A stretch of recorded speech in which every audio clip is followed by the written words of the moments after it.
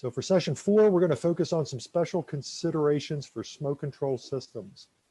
And this is where we get into a number of the nuances that, we have 4 different methods of smoke control, and we have a lot of guidance that applies to all of them that are universal regardless of which method of smoke control that we're following. And the code is very, very clear that we're always supposed to be withstanding the probable temperatures and pressures when it comes to the infrastructure of the smoke control system. So we're focusing on the duct or fan enclosures and even the power and control wiring in many instances. Our threshold changes, but in every case, we need to be cognizant of the fact that that means the height and area and the even the other active systems within the building are going to be talking points, and we need to dispel some of the myths that are commonly thrown at our duct system integrity when it comes to meeting this required threshold of what does it take to pass the probable temperatures and pressures to which my smoke control system generically, not necessarily stair pressurization or elevator shaft pressurization, just pressurization method, airflow method, exhaust method, could be an atrium, could be an underground garage. What are we doing here, right? And here's a perfect example. Where's the neutral plane? So, depending on where the neutral plane is in the building, this is going to change over the seasons and so forth. The fire floor position within the building relative to the neutral plane, as we can see, makes a huge difference to what the infrastructure near and far from the fire will be exposed to, right? And the fire floor, is going to be exposed to different fire effects than those that are above, as will the ones below be different than both of those. And so these kinds of nuances matter. Okay. Here's another example of a nuance that matters. I love it when I get a rational analysis report and I'm told that because it's a sprinkler building, I don't need to worry about looking at the fire rated performance of the infrastructure for my smoke control system unless it's specifically called out with an hourly rating under 90920 or say 90921 for stair or elevator shaft pressurization. Those are more explicit in this respect, but that doesn't mean that we don't need to look at the issue just because my building is sprinklered. First off, I already know the building's sprinklered. Okay, if I'm in fire duct land under section 909, I'm already dealing with a sprinklered occupancy. So, don't derate the fire resistance in the code because it's a sprinklered occupancy. Most certainly, it needs to be a consideration generically under the probable temperatures and pressures litmus, but I have seen people attempt to reduce the minimum fire resistance from 90920 or 90921 under the basis of other active systems that were already minimally required. Okay, you don't drop the minimum fire resistance for some active system in the building that's already also minimally required. That makes zero sense. We already reduced the fire resistance of everything in the building because we knew it was going to be a sprinklered building. We already reduced the fire resistance knowing that it was going to be a smoke control system actively protecting the building. So we don't legitimately go back and reevaluate these minimum fire resistance requirements and operation features under the auspices of the other things that were already mandatory and required in the first place. That would be double dipping. It's wishful thinking to think that because we have a sprinklered building that we don't need to consider the fact that there might be shielded fires based on the furniture, there might be plume and ceiling jet impacts. I love this when someone says it's only going to be 350 degrees, no more, no less, depending on whether it's sprinkled or unsprinkled. I only need to worry about a unsprinkled hot layer when it comes to the influence on things like the fire rated duct system. And the reality is that you just told me that that the fire is always going to be on the other side of the room. It's never going to be under the duct, directly in the plume or directly in the ceiling jet. And that's a very, very interesting fire science perspective, because I don't know where the technical resource is that tells you that the probable fire and temperature and pressures to which the building will be exposed may default to the fire always being on the other side of the room and never being within the more direct fire effects of being directly proximate to something like the ceiling plume or the ceiling jet, the fire plume or the ceiling jet. So these are basically, I'm trying to be very, very polite to many people in the fire protection consulting community who take some very, very knee-jerk reactions without really considering that these are not legitimate arguments for dropping down below the minimum fire resistance requirements of the code. And quite frankly, if you have a multiple sequence smoke control system, you're minimally required to have a manual override ability. We're going to talk about how much that matters and why it matters. And the end result of all of this is that, you know, many of these overly simplistic analyses are, you know, basically wishful thinking, don't belong in the rational analysis, don't belong in the discussion.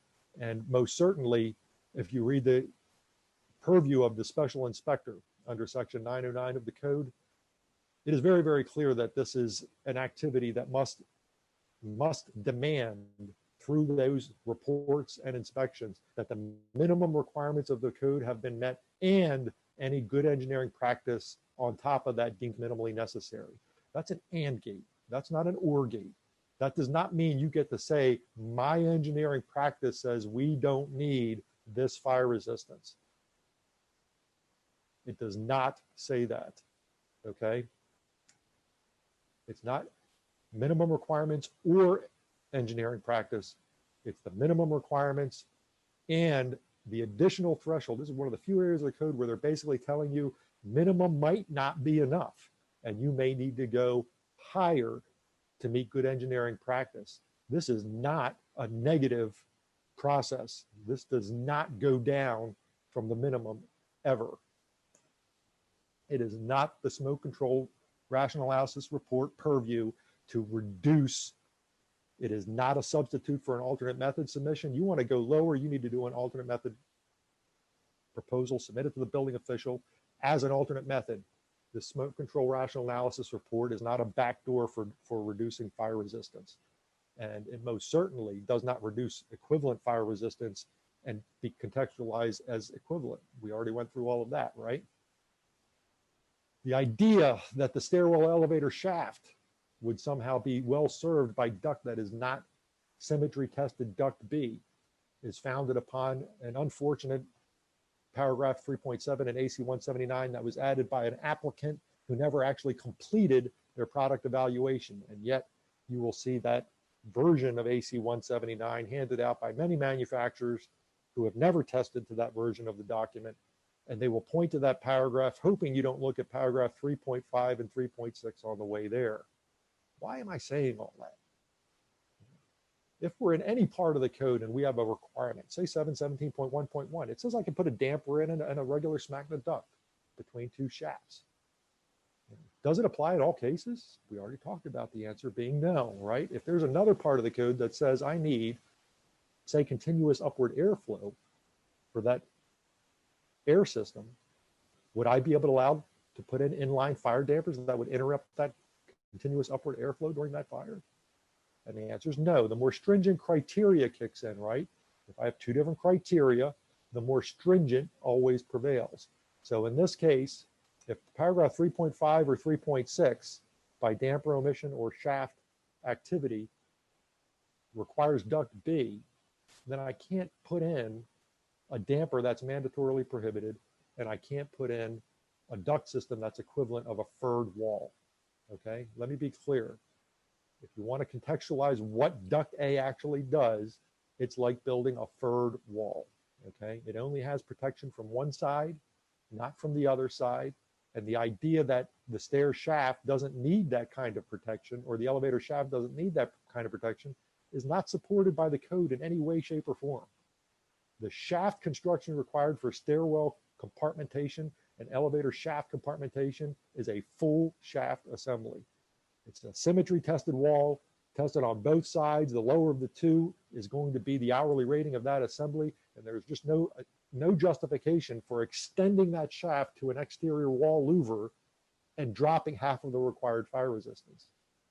I don't know how it got traction. It's not supported by the code, and you have never, I would say, if you have ever come across a building where there is a code modification where they are allowing the stairs and elevator shafts and every other shaft in the building to be built with furred walls because someone has decided that the shaft compartment itself does not represent a risk for fire spread through the building, please let me know. I haven't come across it yet. And if we're not going to reduce the fire resistance for the shaft, the extension of the shaft should be treated no differently. One-sided performance is just not in there anywhere. The air service doesn't matter. We're going to talk about that, not even for these kinds of pressurization systems, right? So 717.1.1 has its place, but not for life safety systems. And that actually is going to extend to things you may not intuitively think. We're going to talk about the idea of a subduct exhaust system requiring that continuous upward airflow. So here's an example of another one where we were talking about elevator shaft pressurization. It's running through the penthouse. Does this require an hourly rating for the duct and fan enclosures running over to that elevator shaft and the relief duct, the barometric relief? And the answer is yes. All of that would need to be equal to the fire rating of the elevator shaft. Now, if it were on the roof, would it change that? And the answer is yes. Once it's on the roof, there is no requirement once you're outside of the building to make that fire rated. But what if it was in the penthouse and the penthouse were 2-hour rated? Could I make all of this regular SMACNA duct? And would I need to enclose the fan? And so now I look at the drawing and I see a whole bunch of other things that are not related to the elevator. I see some other ducts. I see some boiler room duct work. Gosh, I think if I go to the mechanical and plumbing plans, I'm going to see a whole bunch of stuff in this room that's not actually related to the elevator. And that's exactly the stuff we're supposed to be keeping protected from the elevator system. So the answer is, even if this were a 2-hour mechanical room, I would still need fire rated duct and fire rated fan enclosures because all the other stuff in that room is exactly the sources of ignition and the sources of combustibles that we're supposed to be protecting the elevator shaft from. And do we want to see any fire dampers in any of this duct work? Please no. Those are all mandatorily omitted under 717.2.1. All right. There's now, would it be different if these ducts were actually serving the stairwells instead of the elevator shaft? And then it comes down to the difference between 1023.6, which describes ventilation activity for exit stairs, in which case you'll notice there is no exception for the duct being located exterior. It says the equipment and ductwork shall be exterior and shall be directly connected to the exit stairway by ductwork enclosed in construction as required for shafts. So this is one of those situations where they're worried about even exposures on the roof, abutments, other equipment on the roof, other things that might expose this to fire. So it's the one sacrosanct stair pressurization that actually extends the fire rating through the exterior wall, even to capture those things that might be on the roof. Common mistake here that I also see is continuity support of this ductwork if it were in the penthouse. If the penthouse, okay, has a roof, many types of non-combustible construction might have a lower hourly rating for the roof than they do for the walls and floors and columns and beams. If the roof is only rated 1 hour, you need to look at the continuity support. Your support may need to go all the way down to the floor slab, because if the roof is only 1 hour, can it be a legitimate continuity support for a 2-hour stair pressurization duct system or a 2-hour elevator shaft pressurization system? And the answer is no, it must be equal or greater than the 2-hour rating required for the ductwork. Here's another, this one we already got here, right? Accessories need to be fire rated. They violate and penetrate the fire rated assembly. They need to be covered, okay? It compromises the F rating, it compromises the T rating. You don't have a fire resistance rating when you start peeling back the fire assembly and putting things on it and not making appropriate alternative protection. That means you have to have a cover. You need to have access, so it can't be just covered over. You need to have an access panel, and you need to have a standoff so that you can have a fire rated cover that is fully accessible for service and maintenance for these accessories. If I could see these accessories from the floor and they don't have an access panel and a standoff from the fire rated assembly with the same fire rating as the assembly, I don't see a fully compliant system.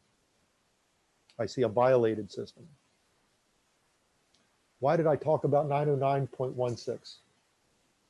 If you're dealing with high-rise buildings, you're looking at a mandatory requirement that the fireman's override panel be able to manually accommodate changes in the smoke control system. And there's a reason for that. There's all kinds of historical fire data where we have situations where the first door that was open proximate to the fire allowed the smoke to come out from the fire origin, the compartment of fire origin, and activate some automatic device like a smoke detector before it activated the nearest smoke detector in the compartment or the sprinkler system in the compartment. They usually lag behind the smoke detector activity, right? What that does is that initiates an automatic sequence with the wrong sequence. And so when you have multi-mode sequences, why did I say that? Because things that might be pressurized normally may not now be pressurized. They might actually be in the opposite sequence. So the things that I think are protected by pressurization air may not be running at all, in which case, if they're in that plume, if they're in that ceiling jet, they are experiencing direct fire effects for as long as it takes for fire service to get on site, get to the compartment, identify that this has happened, call into the fireman's override panel in the command center, and have the sequence changed to the correct sequence so that they can engage correctly. That's the purpose of the fireman's override panel. None of that I just described is optional. All of that is the minimum required functionability of the smoke control system. So to say that it doesn't matter and it'll never be hotter than this, and oh, it's got pressurization error, so it's never going to see fire on the inside of that register, are all myths. This is all wishful thinking, ignoring legitimate fire scenarios and lots of historical fire data. So what we have is minimum functional criteria that demands that we look at the integrity of the system, because if we've done it correctly, we've omitted fire dampers at certain barrier penetrations for certain compartments. We've omitted smoke dampers. If they're going to interfere, we're going to switch from the passive system in many cases. We've eliminated the passive features and we're going strictly, so now we're strictly looking at smoke dampers needed to change the airflow to pressurize or exhaust a compartment. We don't have them like we would for a passive system at every single penetration of every smoke barrier. So when we switch to the pressurization or exhaust method from the passive method, we're losing a lot, not just fire dampers, we're also losing smoke dampers. So a lot of our passive protection has been omitted, and we are required to address what happens if the ductwork prematurely fails when we are omitting those fire dampers and smoke dampers, okay? And that means, what are the sequence implications? What are the legitimate fire scenarios where the fire plume or ceiling jet temperatures might be in play? Those are the probable temperatures and pressures for legitimate fire scenarios. Is it multi-sequence, and do I have a need for manual override? And if all of the answers to these questions are yes, you should be looking at your duct system and thinking about, what does it do? What does your duct system do? Your duct system needs to be equivalent and provide alternative protection. So for a fire damper omission, all of the ESRs tell us what? Duct B for the hourly rating. What's the hourly rating for most smoke barriers if they are not serving some other additional purpose? So it might be an occupancy separation and have a 2-hour, but also be a smoke barrier. But it could just be a smoke barrier in a hospital separating multiple compartments on the same floor. And in that case, it may only be a 1-hour smoke barrier, but it is a 1-hour smoke barrier. Is any duct system considered without a smoke or fire damper at those penetrations okay without opening protectives? And the answer is no.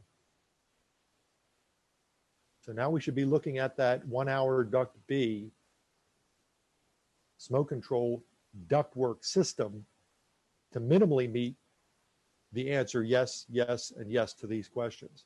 If we're not doing that, we've ignored all of those penetrations and the impact of those penetrations if the ductwork prematurely fails for very legitimate fire scenarios and minimally required features of operation down at the FOP.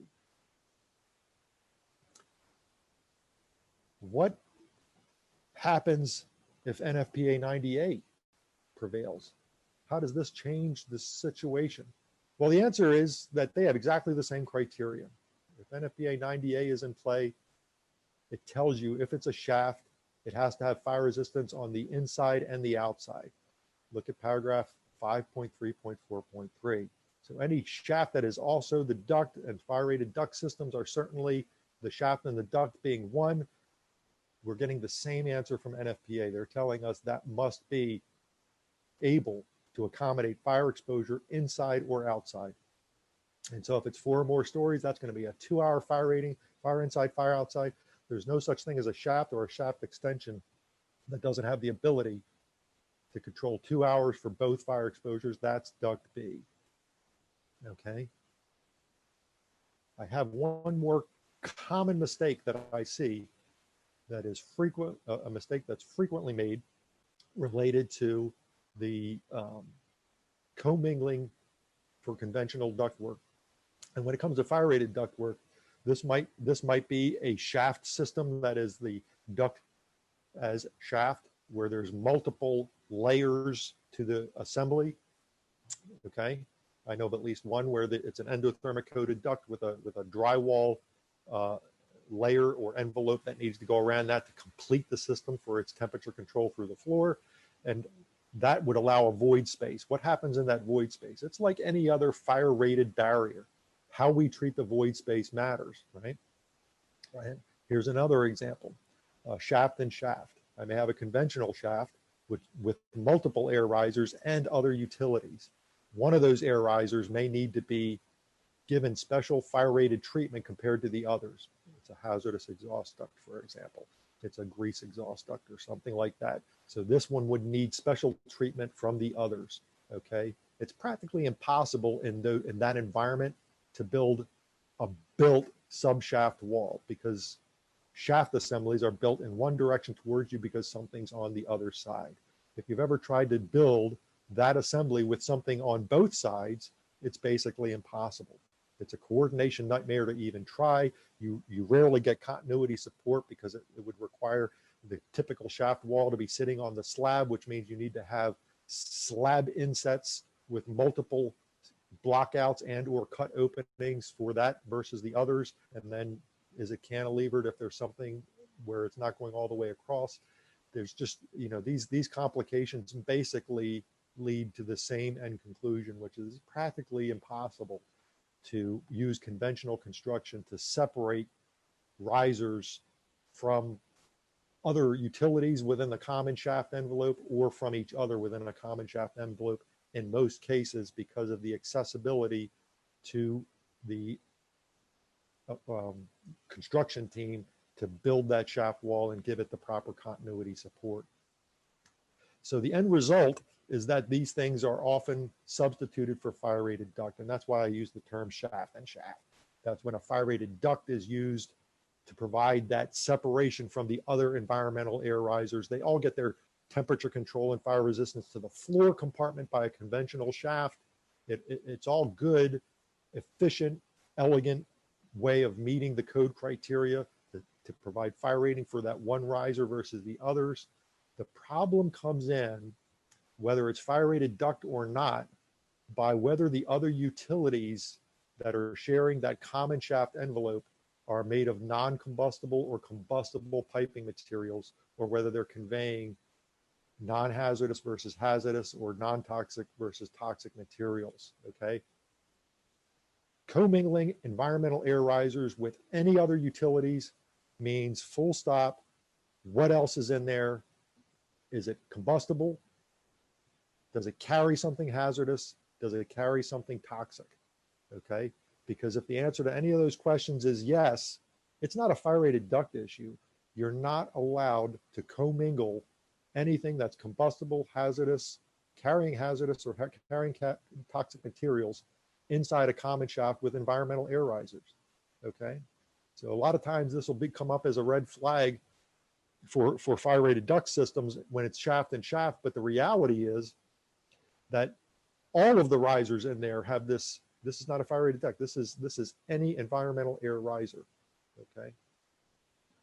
So if I have multiple ducts or even a single duct that's carrying environmental air, it cannot be commingled with combustible piping materials, combustible electrical materials, anything that's hazardous or toxic. Okay.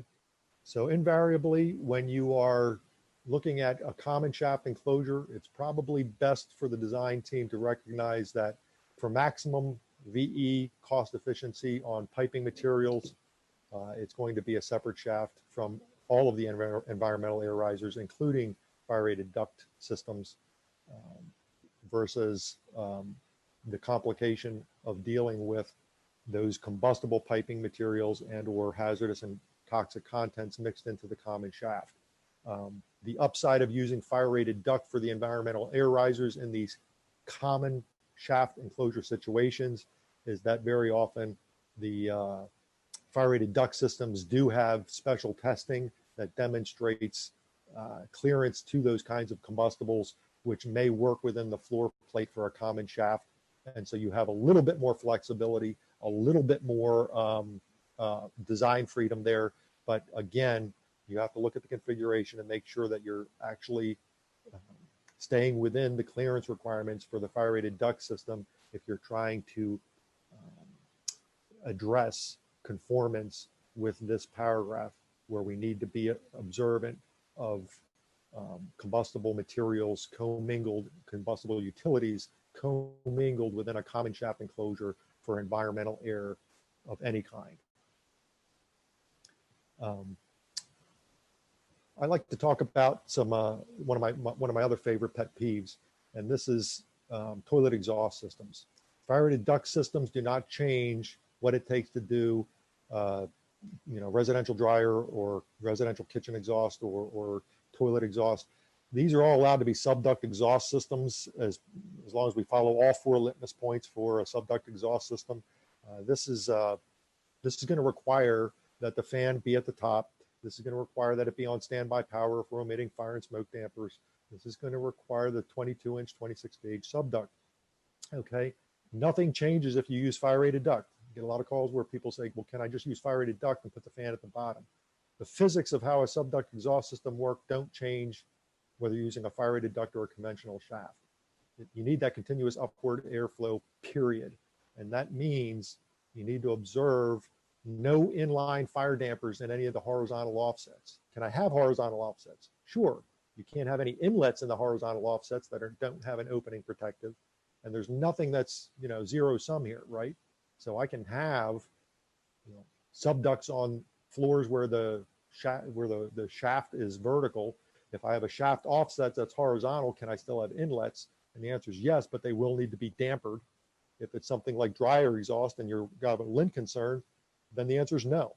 You need to figure something out that's different, because you cannot have a damper inlet that's going to grab lint. So there are complications. Fire rated duct solves things like offsets.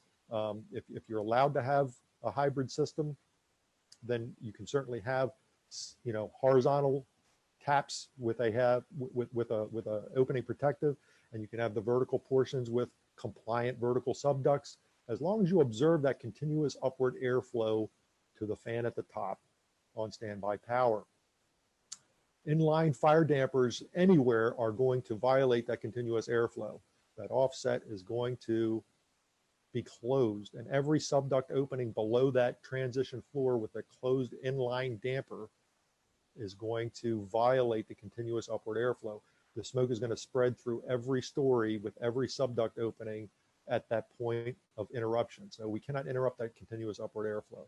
So that's one of those instances where we cannot use 717.1.1 and use inline fire dampers for offsets in any kind of subduct exhaust system. It has to wend its way continuously upward. Offsets need to be very carefully fire rated duct without dampers. And we need to observe that because we cannot have dampers closing and interrupting that continuous upward airflow. Another little trick of the industry, pay attention. Every single fire rated duct system that's duct B has been tested with a limitation. The inlet is 1/2 the cross-sectional area of the tested duct. So that means your duct risers and horizontal offsets need to be at least twice the area of the largest subduct opening. So if the subduct is 6x4, we're looking for no less than, regardless of the airflow calculations, for fire rated duct conformance, according with the listing, the way it was tested, it has to be at least twice that area for the fire riser and offsets. There's very often insufficient room in the space plan to handle those inline fans.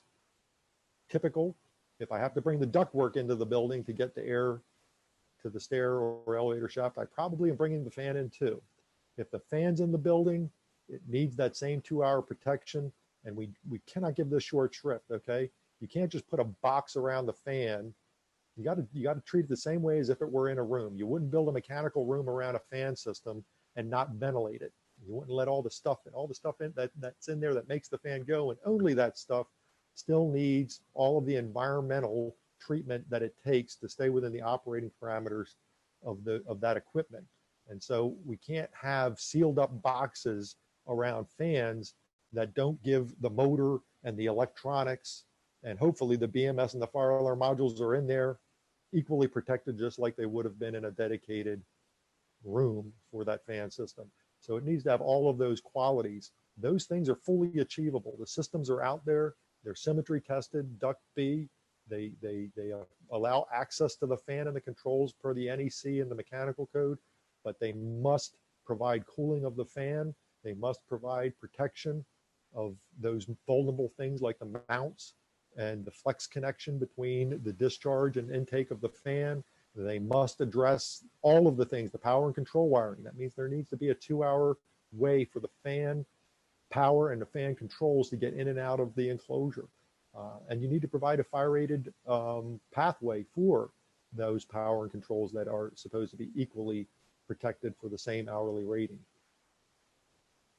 And those systems are out there. And if the system doesn't have all of those features and those capabilities, it can't possibly allow the operational parameters of that equipment to be fully functional during the fire. So I can't tell you how many times I've just seen, as we saw in that very, very first photograph, how not to do fire rated design for fan systems. We saw just a box with an access panel.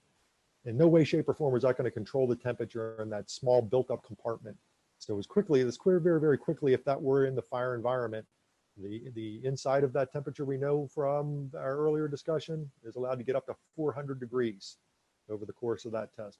400 degrees is beyond the high temperature performance criteria for a listed power ventilator, okay? When they're saying high temperature, they're talking about an environmentally controlled environment that it's still going to be hot, okay? 400 degrees is hot. It needs to be that hot, right? But it's not going to be able to be functionable without some ventilation during the course of that fire, because unlike a fire barrier, it's not an unlimited space on the other side of the fire rated barrier. It's an enclosed compartment. There's no heat dissipation, okay? So we need to do the same thing we would do if we had a room. There's got to be some sort of external ventilation, and the systems and the designs are out there that address all of these required functional performance capabilities. Here's an example where we talk about fire stopping. Every fire rated duct system has multiple fire stops that have been designed for companion use with the fire rated ducts, okay?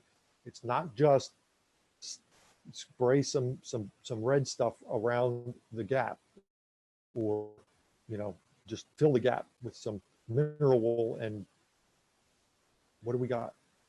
I don't know, because every fire rated duct system out there has companion fire stops that tell you exactly what to do. And this is the biggest thing. Every kind of penetrated assembly, whether it's concrete block, gypsum, absolutely matters. The orientation of the assembly matters. The size and shape of the duct matters. Whether it's insulated or not matters. It takes a lot of testing to have a full portfolio to cover all of those options.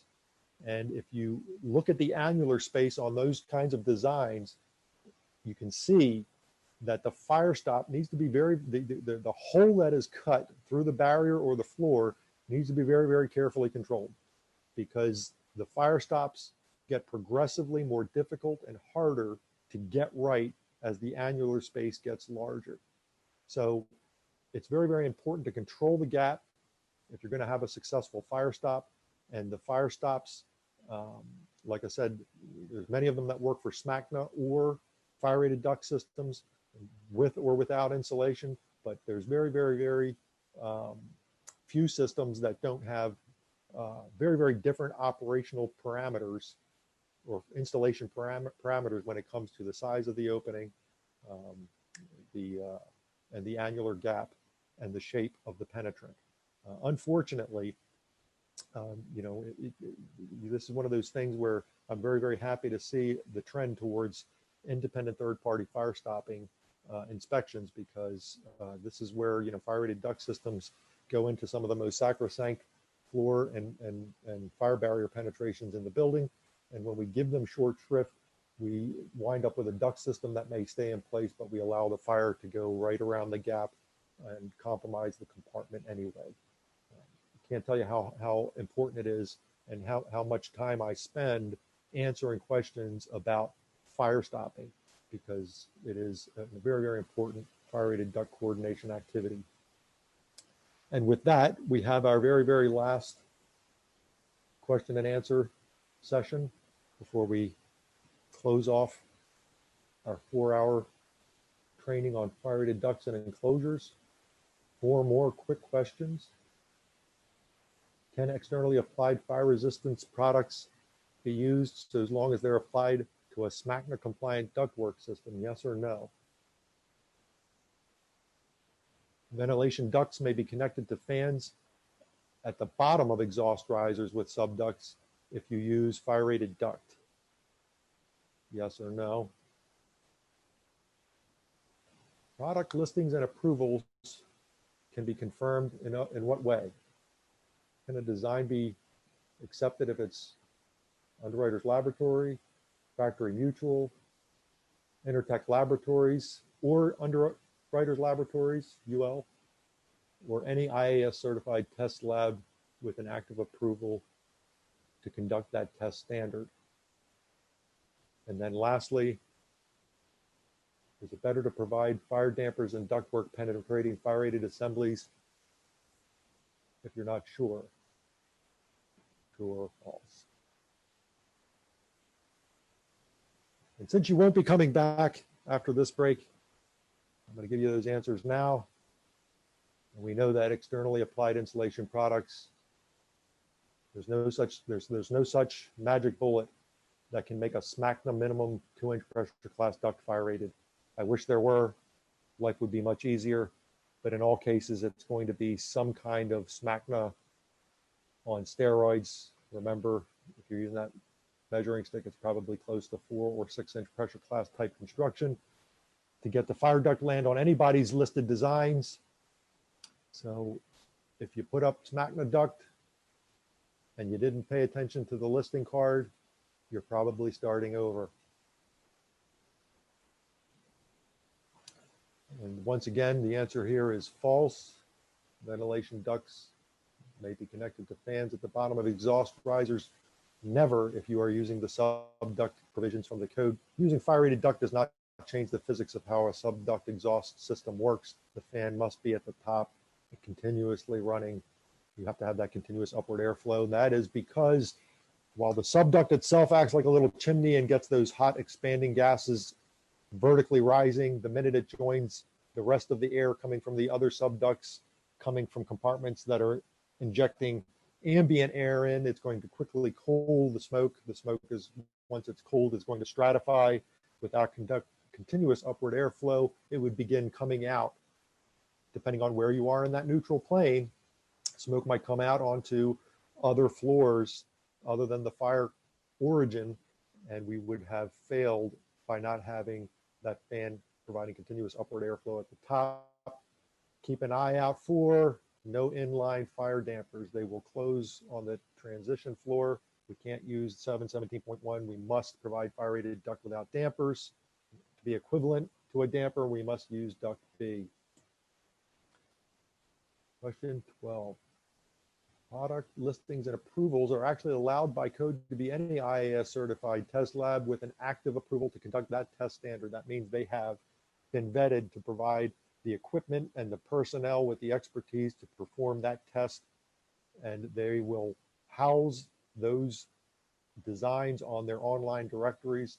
And depending on the product, there's many IAS certified test labs out there that do that, and you are free to use the ones that have kept their IAS certifications up for that test standard.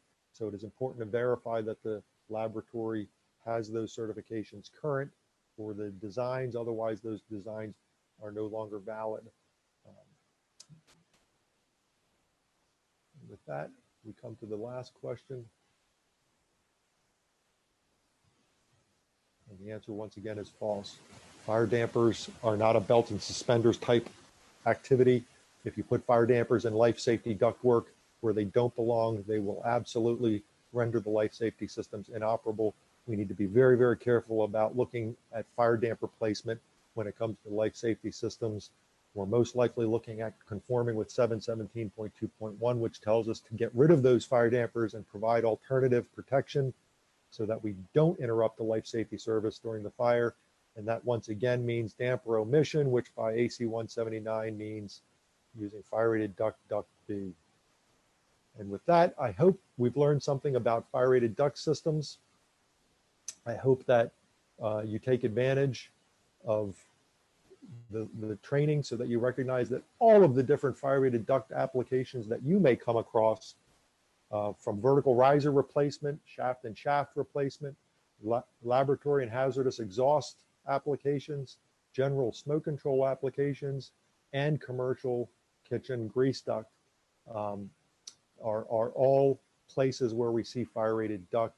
And there's some tools out there that you can use to make sure that you're landing at the right place in your analysis of your submittals and checking those submittals for conformance. And they often involve different test standards. They often involve clearance versus fire rated duct systems. And they most certainly address vertical and horizontal applications. And if you want to keep the jargon straight, I can include, along with your PDF, some details and code paths that help you cite the correct code sections when you have conversations, so that everybody can get on the same page and make sure that you're landing at the correct configurations for the application.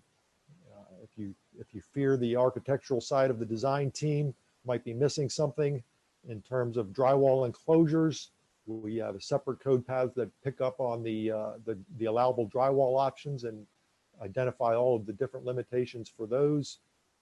Somebody's telling you that they're going to take care of that, and you know that it's a unicorn application. The duct's too wide, the duct's too deep. Don't let them go down the path to perdition. Help them succeed and share these information. And since we might have a minute or two, I'm going to go over some of these common applications where you can fall down looking at the listing cards. Remember, condition A and B are not the same as duct A and duct B. So I want you to ask for that listing, but slow down and make sure that you're looking at condition A versus duct A, condition B versus duct B are not the same. And always look at duct B as the minimum lower value. It's always going to be the lower of the two results. That's our allowable fire resistance. It doesn't matter if it has openings or doesn't have openings, or does have openings in any particular compartment, because the adjacent compartment fire scenario is a valid probable scenario. You're always going to have openings somewhere. That means duct B. Listing cards like this where it's just duct A have no use in the US code system. Don't know why they're out there, and there's a ton of them out there. Here's an example of one that was only tested, right, in one orientation. I need conditions C and D under ASTM 2816 to use it both horizontally and vertically. If they only tested at the condition D, it's only good for one of those two orientations. And they're out there. They're out there. 1 hour means it's not good for anything other than very, very limited applications in the code. Most of the code applications for fire rated duct are going to be 2 or more hours. Here's another one. I can't show you all the ones that are duct A only because it's most of them. Here's another one that's just duct A only. And I'm not picking on one insulation class.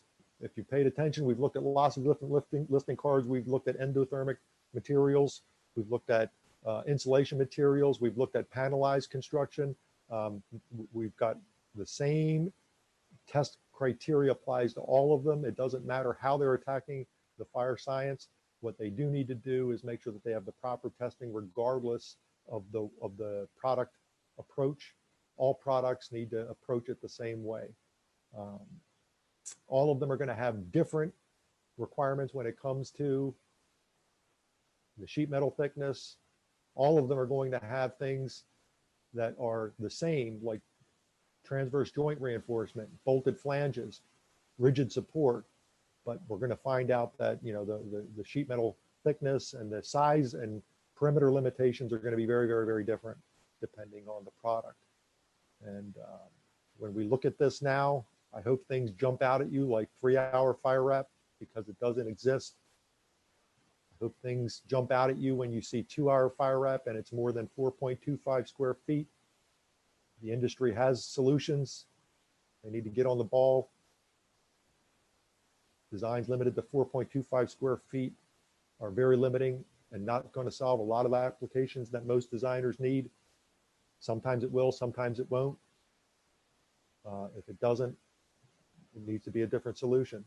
3-hour designs, again, no good. 2-hour, maybe. Let me look at the size, 24 by 16. They got that right at least. Here's one that's 36 by 24, 2-hour. Unfortunately, this one would have to be 2-hour rated ductwork that is not limited by the 4.25 square foot limitation, right? So that's anything that's out there that's not limited by that.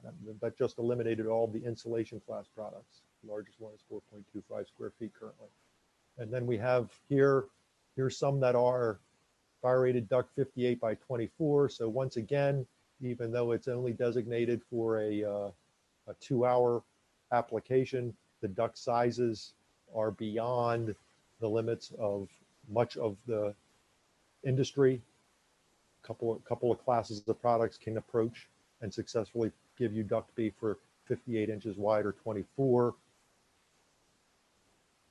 Here's one where we're looking at the yellow ductwork, and the sizes are 14 by 6 and 18 by 10, fully conforming for all product classes. We do need to look at the FSDs. Should those just be fire dampers? I'm sorry, should those just be smoke dampers? Should we be eliminating the fire damper component?